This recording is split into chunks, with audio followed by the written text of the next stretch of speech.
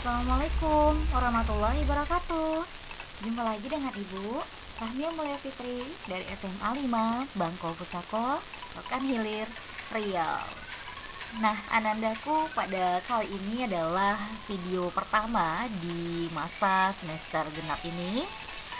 Nah, bagaimana anandaku hasilnya di semester ganjil? Semoga hasilnya memuaskan ya. Ingat anandaku, proses tidak akan mengkhianati hasil. Kalau anandaku melewati proses yang sulit, melewati pembelajaran yang sulit, tetapi mampu melewati tersebut, maka insya Allah hasilnya pasti juga baik. Oke ya anandaku, pada kali ini kita akan bahas mengenai relasi. Relasi fungsi. Apa itu relasi, apa itu fungsi? Nah, sebelum itu kita cek dulu ya untuk video selanjutnya, untuk slide selanjutnya. Nah, tujuan pembelajaran kita kali ini adalah anandaku mampu menjelaskan apa itu pengertian relasi fungsi. Lalu, mampu menentukan dan menjelaskan jenis-jenis relasi fungsi. Nah, ada gambar. Gambar siapakah ini? Tahukah kamu siapakah ini? Ia adalah Lagrange atau ia lahir pada tahun 1736 sampai 1813. Ayo kita lebih mengenal Lagrange. Siapa sih Lagrange ini? Lagrange adalah matematikawan Italia kelahiran Prancis yang memulai kajian secara mendalam tentang teori fungsi. Pada akhir abad ke-18, ia dikenal dengan Joseph Louis Lagrange. Kemudian, pada awal abad ke-9, Augustin Louis Cauchy, matematikawan Prancis, mengembangkan hasil kerja Lagrange mengenai fungsi. Nah, jadi kita lanjut. Relasi. Relasi atau kita sebut dengan hubungan. Mungkin Anandaku sering mendengar kata relasi. Relasi antara SMA 5 Bangko Pusako dengan SMA 2 Bangko Pusako, adanya hubungan. Nah, relasi kalau dalam matematika adalah hubungan dari himpunan A terhadap himpunan B atau anggota A terhadap anggota B. Nah, hubungan dari himpunan A terhadap himpunan B adalah pemasangan antara semua anggota himpunan A dengan anggota himpunan B melalui aturan-aturan tertentu. Nah, aturan seperti apa? Kita lanjut. Untuk memahami makna relasi tersebut, perhatikan ilustrasi berikut ini. Ilustrasi pertama, Bandung atau kita andaikan lambangkan sebagai B, ia merupakan ibu kota Provinsi Jawa Barat atau kita lambangkan dengan JB. Lalu Makassar atau kita lambangkan dengan M merupakan ibu kota Provinsi Sulawesi Selatan atau kita lambangkan dengan SS. Dan Padang atau P merupakan ibu kota Provinsi Sumatera Barat atau SD. Nah, bagaimana relasinya? Bagaimana hubungannya? Nah, kita buat hubungan atau relasi dalam bentuk diagram.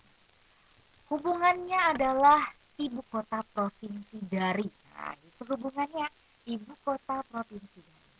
Berarti B ibu kota provinsi dari Jawa Barat. Nah, jadi gini. B Bandung ibu kota provinsi dari Jawa Barat. Lalu M atau Makassar ibu kota provinsi dari Sulawesi Selatan. Serta P atau Padang ibu kota provinsi dari Sumatera Barat. Nah, jadi hubungannya atau relasinya adalah ibu kota provinsi dari. Nah, begitu. Nah, untuk memahami lebih lagi makna relasi, kita perhatikan ilustrasi berikut ini. Nah, sekarang kita coba ilustrasinya dalam bentuk matematika. Perhatikan himpunan P. Himpunan P itu anggotanya ada 2, 3, 5, dan 7. Serta himpunan Q anggotanya adalah 4, 9, 25, dan 49. Nah, Apa sih hubungannya, apa sih relasinya, apa sih kata tunjuknya. Nah, gitu. Jadi kita lihat Anandaku, angka 2 itu merupakan hasil dari akar 4. Angka 3 merupakan hasil dari akar 9. Nah, begitu seterusnya. Angka 5 sama dengan akar 25, 7 sama dengan akar 49. Nah, apa hubungannya? Hal ini berarti ada hubungan di antara himpunan P dan himpunan Q. Hubungan tersebut kita tunjukkan dalam suatu relasi dalam diagram panah berikut. Nah, relasinya adalah akar dari. Berarti 2 akar dari 4. Nah, gitu. 3 akar dari 9. 5 akar dari 25. 7 akar dari 49. Nah, begitulah relasi atau hubungan antara himpunan P dan himpunan Q. Bagaimana Anandaku? Sudah lebih paham ya apa itu relasi, bagaimana membuat diagram panahnya? Oke, kalau sudah paham kita lanjut ke jenis-jenis relasi. Nah, yang pertama adalah relasi satu dengan satu, artinya memasangkan setiap anggota dari himpunan A atau kita sebut dengan daerah asal dengan tepat satu anggota di himpunan B atau daerah kawan. Artinya, satu anggota di daerah asal itu berhubungan dengan satu anggota di himpunan B atau daerah kawan. Hanya tepat satu, tidak boleh bercabang. Nah, bentuknya jadinya seperti ini. Itulah relasi satu dengan satu. Oke, kita lanjutkan yang kedua. Yang kedua adalah relasi satu dengan banyak. Artinya suatu relasi itu memasangkan setiap anggota pada daerah asal atau si A tadi ya, himpunan A, dengan lebih dari satu anggota pada daerah kawan. Nah, contohnya, seperti ini, bercabang dia. Di anggota A mempunyai 2 cabang. Nah, seperti ini. Ini adalah relasi satu dengan banyak. Oke, kita lanjutkan. Yang ketiga adalah relasi banyak dengan satu. Nah, relasi ini menghubungkan beberapa anggota di daerah asal A ke hanya satu pada daerah kawan. Nah, bagaimana? Nah, seperti ini. Jadi ada 2 anggota di daerah asal A dihubungkan ke satu di daerah kawan. Oke, kita lanjutkan. Jenis relasi yang keempat adalah relasi banyak dengan banyak. Nah, relasi ini menghubungkan lebih dari satu anggota pada daerah asal dihubungkan dengan satu anggota di daerah kawan atau si B yang mempunyai satu kawan pada daerah asal. Nah, bagaimana bentuknya? Nah, kurang lebih seperti ini.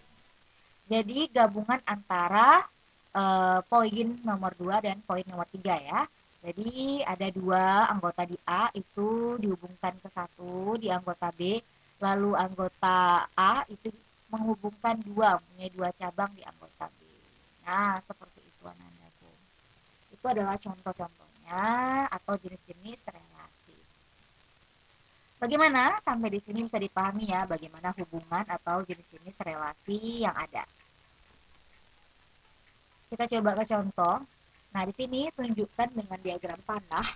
Kita buat diagram panah yang menunjukkan relasi faktor dari himpunan A ke himpunan B. Bagaimana penyelesaiannya? Nah, kita lihat. Himpunan A mempunyai 2, 3, 5, dan 7. Serta himpunan B mempunyai 4, 8, 12, 15, dan 21. Relasinya faktor dari. Nah, Anandaku harus ingat, 2 itu mempunyai faktor dari mana saja? Faktor dari 4, faktor dari 8, faktor dari 12. Nah, itu dia ya. Lalu, apakah 2 faktor dari 15? Tidak. Maka eh, anggota himpunan A angka 2 hanya memiliki 3 anggota di himpunan B. Lalu yang angka 3, 3 faktor dari 12, ya, faktor dari 15, faktor dari 21. Nah, dia juga mempunyai 3 anggota di himpunan B. Lanjut, 5 faktor dari 15, hanya mempunyai 1. Karena 5 tidak faktor dari 12, tidak faktor dari 21, 8 atau 4. dan 7 faktor dari 21. Nah, ini adalah contoh atau diagram panah yang menunjukkan relasi faktor dari. Ingat ya, faktor dari 2 adalah 2, 4, 6, 8, 10, 12, 14, itu dia. Kalau 2. Kalau 3, 3, 6, 9, 12, 15, 18, 21. Kalau 5, 5, 10, 15, 20 gitu ya. Kalau 7 berarti 7, 14, 21, 28 dan seterusnya. Itu adalah faktor dari. Nah, bagaimana Andaku sudah bisa dipahami dengan baik mengenai faktor dari himpunan A ke himpunan B? Semoga bisa dipahami dengan baik ya. Kita lanjut ke slide selanjutnya. Nah, di sini ada soal latihan dan Anandaku disuruh membuat diagram panah dan tunjukkan jenis relasi mana dia dari pernyataan. Ada 4 pernyataan ini. Jadi ada 4 diagram panah ya, ada 4.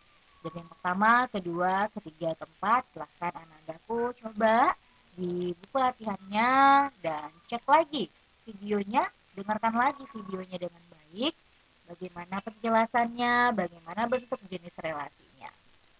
Oke, selamat mengerjakan, semangat, terima kasih. Saya ucapkan. Sebelum itu, Anandaku, saya ingatkan sekali lagi, tidak ada namanya proses yang mengkhianati hasil. Hasil baik karena mungkin prosesnya sudah baik. Hasil belum baik, mungkin proses yang dilewati masih belum sempurna, masih belum mendekati kata baik. Berarti perbaiki prosesnya untuk hasil yang baik. Semangat Anandaku, tidak ada manusia yang bodoh, hanya manusia yang malas. Jangan sampai kebodohan menghancurkan masa depan kalian. Dan sampai di sini video yang dapat Ibu berikan. Semoga dapat bermanfaat. Jangan lupa untuk like, subscribe, dan komen serta share ke teman-temannya mengenai video tentang relasi fungsi. Terima kasih, sampai jumpa di video selanjutnya. Ibu cukupkan. Assalamualaikum warahmatullahi wabarakatuh.